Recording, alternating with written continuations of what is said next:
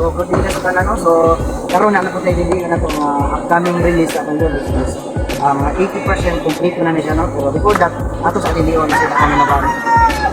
So, now, running na van is DE64B 4x2 automatic transmission. Usa sa mga nakanindot na niya is yung color niya. So, pang-kuhan siya, ang color niya is shopping sa dili siya. So, sa pasayin nakanindot na niya is nasa siya roof rack. So, ngayon ang atong roof rack kana roof rack butter type, color niya is black.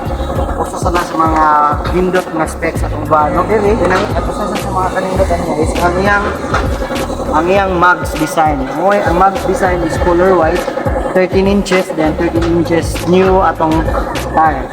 Okay? Napo tayo signal light diri para visible ka na yung vertic diri sa kilid ng kita gyapon na kita nila if you turn out right or left. Diri sa suod is comfortable sa kayo siya, no? Kay nindot kay siya ang iyang upholstery niya, pang VIP na po din yung upholstery and VIP. Hawakan na. So gwapo kayo, no? Pang artista og nakabantay ka. Nakabantay mo. Yan din diri na napod tayo kaning dash cam and reverse cam. So imo ni siya i-reverse, so makita na to ang ma-visualize na to na sa sarili na to. Touchscreen Bluetooth stereo, si barrier is nag-upgrade siya o stereo. So kuha na ni siya Android stereo 9 inches na ni siya, no? So unsay mabuhat mo sa mga Android phone is mga sa imong mabuhat. Pwede mo download ng games, nana siya YouTube, pwede Netflix and Facebook Messenger, okay, right?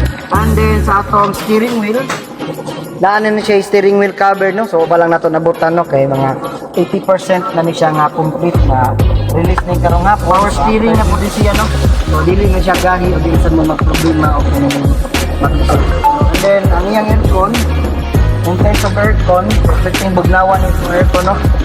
Itong previous na kong vlog, makita ang ato yung window din yung glass is tinted na so super black na siya kay para inikaw to dili siya mula po sang init, no?